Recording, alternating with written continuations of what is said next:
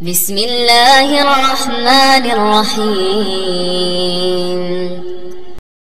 الحمد لله الذي أنزل على عبده الكتاب ولم يجعل له عوجا قيما لينذر بأسا شديدا من لدنه ويبشر المؤمنين الذين يعملون الصالحات أن لهم أجرا حسنا ماكثين فيه أبدا وينذر الذين قالوا اتخذ الله ولدا ما لهم به من علم ولا لآبائهم كبرت كلمة تخرج من أفواههم إن يقولون إلا كذبا فلعلك باخع نفسك على آثارهم إن لم يؤمنوا بهذا الحديث أسفا إنا جعلنا ما على الأرض زينة لها لنبلوهم أيهم أحسن عملا وإنا لجاعلون ما عليها صعيدا جرزا أم حسبت أن أصحاب الكهف والرقيم كانوا من آياتنا عجبا إذ أوى الفتية إلى الكهف فقالوا ربنا آتنا من لدنك رحمة وهيئ لنا من أمرنا رشدا فضربنا على آذانهم في الكهف سنين عددا ثم بعثناهم لنعلم أي الحزبين أحصى لما لبثوا أمدا نحن نقص عليك نبأهم بالحق إنهم فتية آمنوا بربهم وزدناهم هدى وربطنا على قلوبهم إذ قاموا فقالوا ربنا رب السماوات والأرض لن ندعو من دونه إلها لقد قلنا إذا شططا هؤلاء قومنا اتخذوا من دونه آلهة لولا يأتون عليهم بسلطان بين فمن أظلم ممن افترى على الله كذبا وإذ اعتزلتموهم وما يعبدون إلا الله فأووا إلى الكهف ينشر لكم ربكم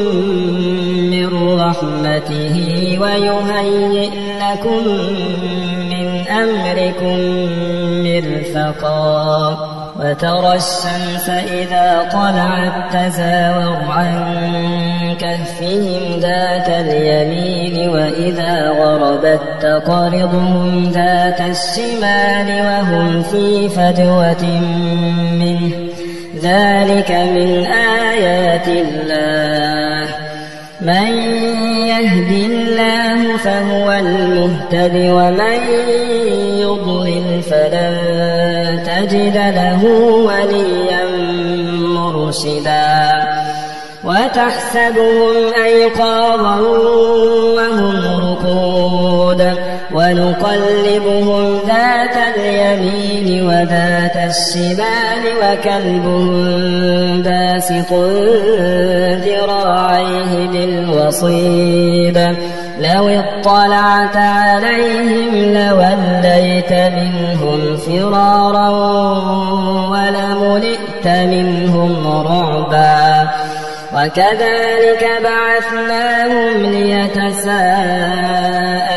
بينهم قال قائل منهم كم لبثتم قالوا لبثنا يوما أو بعض يوم قالوا رب ربكم أعلم بما لبثتم فابعثوا أحدكم بورقكم هذه إلى المدينة فلينظر أيها أزكى طعاما فليأتكم برزق منه وليتلطف ولا يشعرن بكم أحدا إنهم إن يظهروا عليكم يرجموكم أو يعيدوكم في ملتهم ولن تفلحوا إذا أبدا وكذلك أعثرنا عليهم ليعلموا أن وعد الله حق وأن الساعة لا ريب فيها إذ يتنازعون بينهم أمرهم فقالوا بنوا عليهم بنيانا ربهم أعلم بهم قال الذين غلبوا على أمرهم لنتخذن عليهم مسجدا سيقولون ثلاثة رابعهم كلبهم ويقولون خمسة سادسهم كلبهم رجما بالغيب ويقولون سبعة وثامنهم كلبهم قل ربي أعلم بعدتهم ما يعلمهم إلا قليل فلا تمار فيهم إلا مراء ظاهرا ولا تستفت فيهم منهم أحدا ولا تقولن لشيء إني فاعل ذلك غدا إلا أن يشاء الله واذكر ربك إذا نسيت وقل عسى أن يهديني ربي لأقرب من هذا رشدا ولبثوا في كهفهم 300 سنين وازدادوا 9 قل الله أعلم بما لبثوا له غيب السماوات والأرض أبصر به وأسمع ما لهم من دونه من ولي ولا يشرك في حكمه أحدا واتل ما أوحي إليك من كتاب ربك لا مبدل لكلماته ولن تجد من دونه ملتحدا واصبر نفسك مع الذين يدعون ربهم بالغداة والعشي يريدون وجهه ولا تعد عيناك عنهم تريد زينة الحياة الدنيا ولا تطع من أغفلنا قلبه عن ذكرنا واتبع هواه وكان أمره فرطا وقل الحق من ربكم فمن شاء فليؤمن ومن شاء فليكفر إنا أعتدنا للظالمين نارا أحاط بهم سرادقها وإن يستغيثوا يغاثوا بماء كالمهل يشوي الوجوه بئس الشراب وساءت مرتفقا إن الذين آمنوا وعملوا الصالحات إنا لا نضيع أجر من أحسن عملا أولئك لهم جنات عدن تجري من تحتهم الأنهار يحلون فيها من أساور من ذهب ويلبسون ثيابا خضرا من سندس واستبرق متكئين فيها على الأرائك نعم الثواب وحسنت مرتفقا واضرب لهم مثل الرجلين جعلنا لأحدهما جنتين من أعناب وحففناهما بنخل وجعلنا بينهما زرعا كلتا الجنتين آتت أكلها ولم تظلم منه شيئا وفجرنا خلالهما نهرا وكان له ثمر فقال لصاحبه وهو يحاوره أنا أكثر منك مالا وأعز نفرا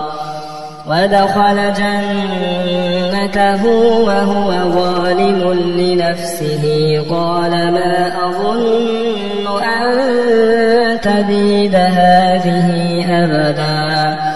وما أظن الساعة قائمة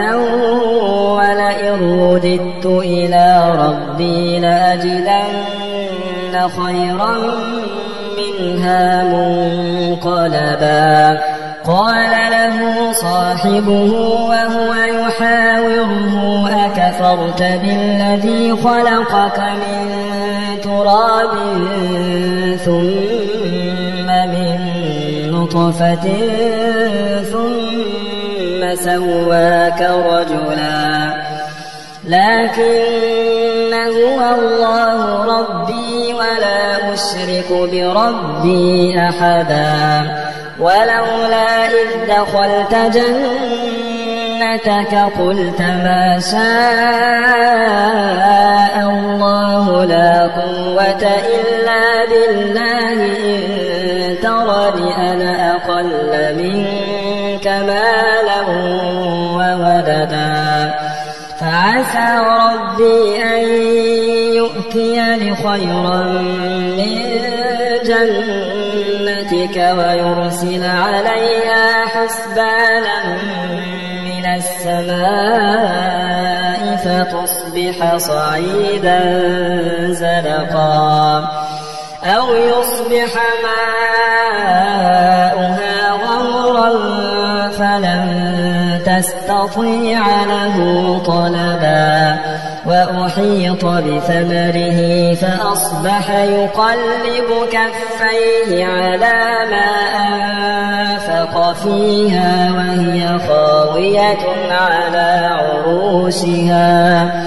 وهي خاوية على عروشها ويقول يا ليتني لم أشرك بربي أحدا ولم تكن له فئة ينصرونه من دون الله وما كان منتصرا هنالك الولاية لله الحق هو خير ثوابا وخير عقبا واضرب لهم مثل الحياة الدنيا كماء أنزلناه من السماء فاختلط به نبات الأرض فأصبح هشيما تذروه الرياح وكان الله على كل شيء مقتدرا المال والبنون زينة الحياة الدنيا والباقيات الصالحات خير عند ربك ثوابا وخير أملا ويوم نسير الجبال وترى الأرض بارزة وحشرناهم فلم نغادر منهم أحدا وعرضوا على ربك صفا لقد جئتمونا كما خلقناكم أول مرة بل زعمتم أن لن نجعل لكم موعدا ووضع الكتاب فترى المجرمين مشفقين مما فيه ويقولون يا ويلتنا ما لهذا الكتاب لا يغادر صغيرة ولا كبيرة إلا أحصاها ووجدوا ما عملوا حاضرا ولا يظلم ربك أحدا وإذ قلنا للملائكة اسجدوا لآدم فسجدوا إلا إبليس كان من الجن ففسق عن أمر ربه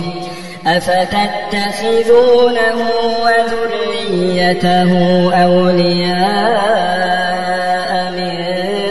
دوني وهم لكم عدو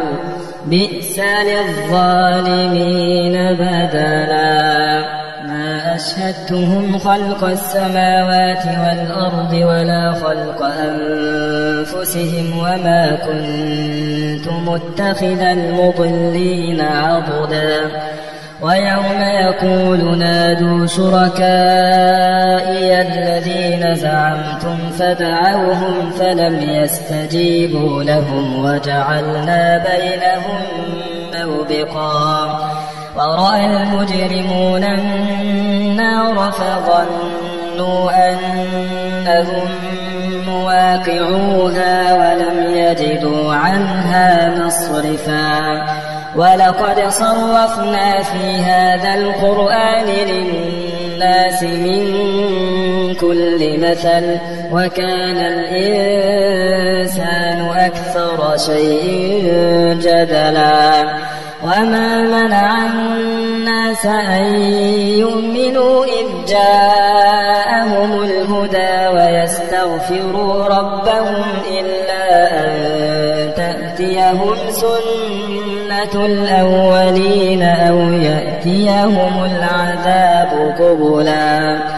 وما نرسل المرسلين إلا مبشرين ومنذرين ويجادل الذين كفروا بالباطل ليدحضوا به الحق واتخذوا آياتي وما أنذروا هزوا ومن أظلم ممن ذكر بآيات ربه فأعرض عنها ونسي ما قدمت يداه إنا جعلنا على قلوبهم أكنة أن يفقهوه وفي آذانهم وقرا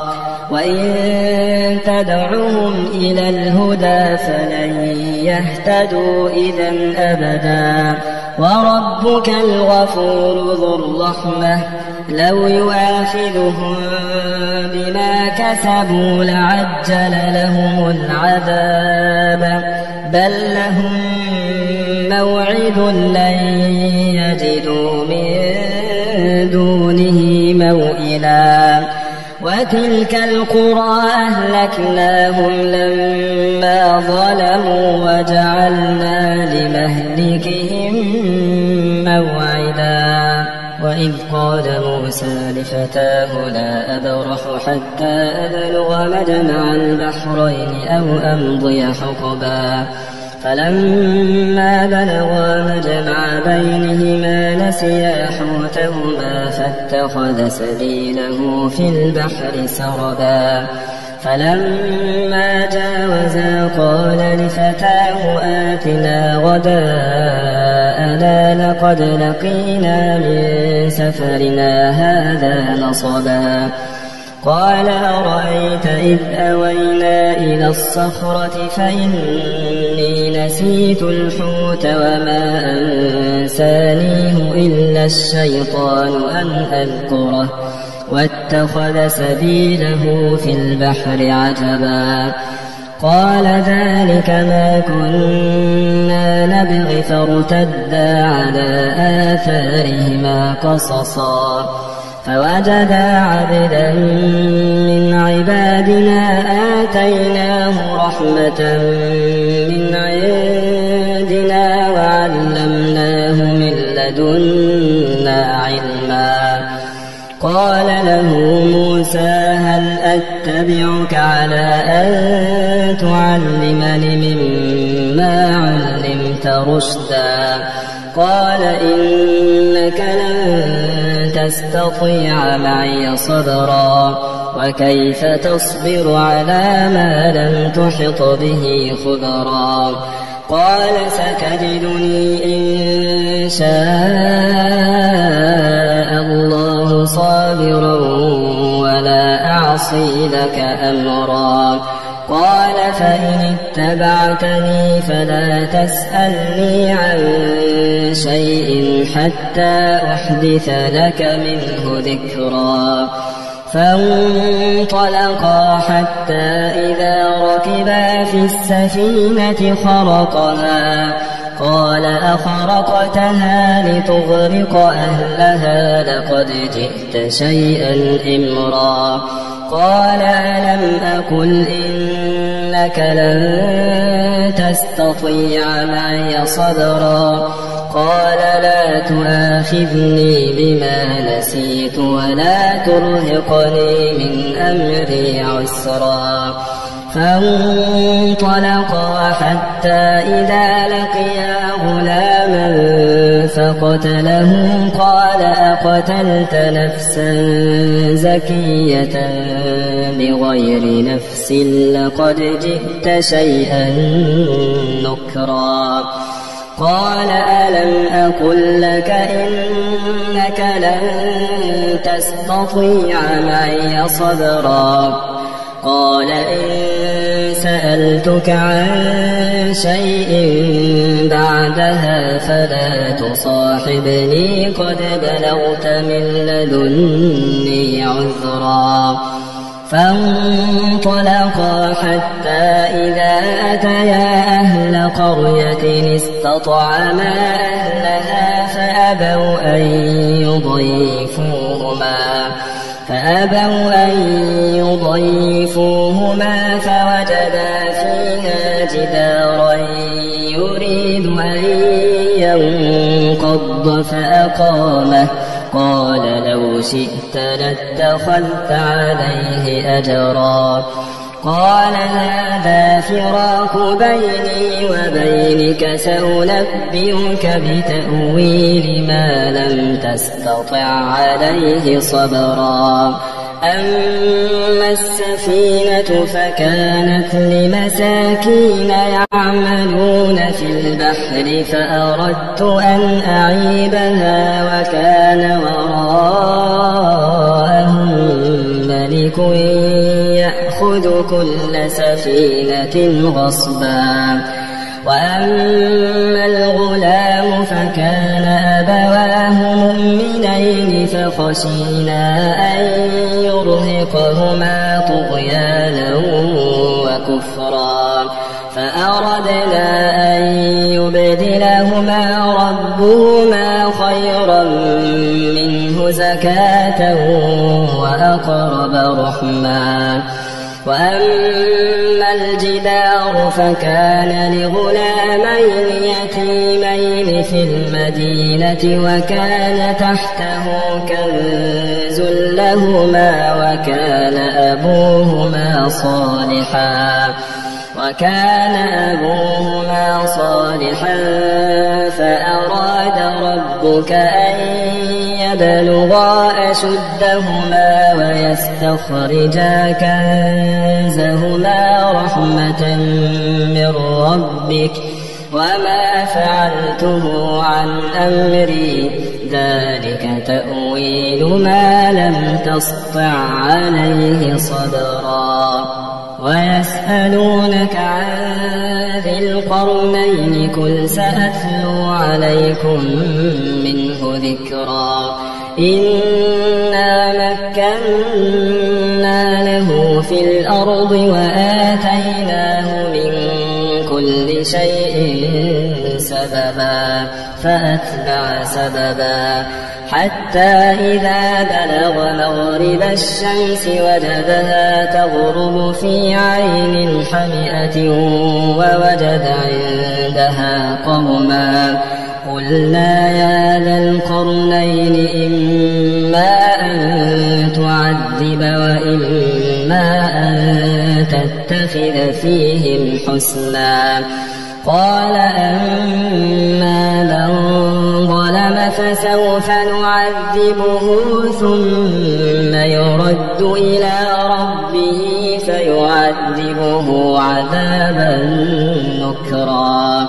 وأما من آمن وعمل صالحا فله جزاء الحسنى وسنقول له من أمرنا يسرا ثم أتبع سببا حتى إذا بلغ مطلع الشمس وجدها تطلع على قوم لم نجعل لهم من دونها سترا كذلك وقد أحطنا بما لديه خبرا ثم أتبع سببا حتى إذا بلغ بين السدين وجد من دونهما قوما لا يكادون يفقهون قولا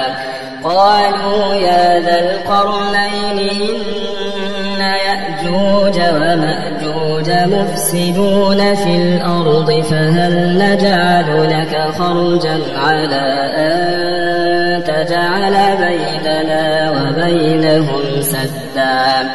قال ما مكني فيه ربي خير فأعينوني بقوة أجعل بينكم وبينهم ردما آتوني زبر الحديد حتى إذا ساوى بين الصدفين قال انفخوا حتى إذا جعله نارا قال آتوني أفرغ عليه قطرا فما استطاعوا أن يظهروه وما استطاعوا له نقبا قال هذا رحمة من ربي فإذا جاء وعد ربي جعله دكاء وكان وعد ربي حقا وتركنا بعضهم يومئذ يموج في بعض ونفخ في الصور فجمعناهم جمعا وعرضنا جهنم يومئذ للكافرين عرضا الذين كانت أعينهم في غطاء عن ذكري وكانوا لا يستطيعون سمعا أفحسب الذين كفروا أن يتخذوا عبادي من دوني أولياء إنا أعتدنا جهنم للكافرين نزلا قل هل ننبئكم بالأخسرين أعمالا الذين ضل سعيهم في الحياة الدنيا وهم يحسبون أنهم يحسنون صنعا أولئك الذين كفروا بآيات ربهم ولقائه فحبطت أعمالهم فلا نقيم لهم يوم القيامة وزنا ذلك جزاؤهم جهنم بما كفروا واتخذوا آياتي ورسلي هزوا إن الذين آمنوا وعملوا الصالحات كانت لهم جنات الفردوس نزلا خالدين فيها لا يبغون عنها حولا قل لو كان البحر مدادا لكلمات ربي لنفد البحر قبل أن تنفد كلمات ربي ولو جئنا بمثله مددا قل إنما أنا بشر مثلكم يوحى إلي أنما إلهكم إله واحد فمن كان يرجو لقاء ربه فليعمل عملا صالحا ولا يشرك بعبادة ربه أحدا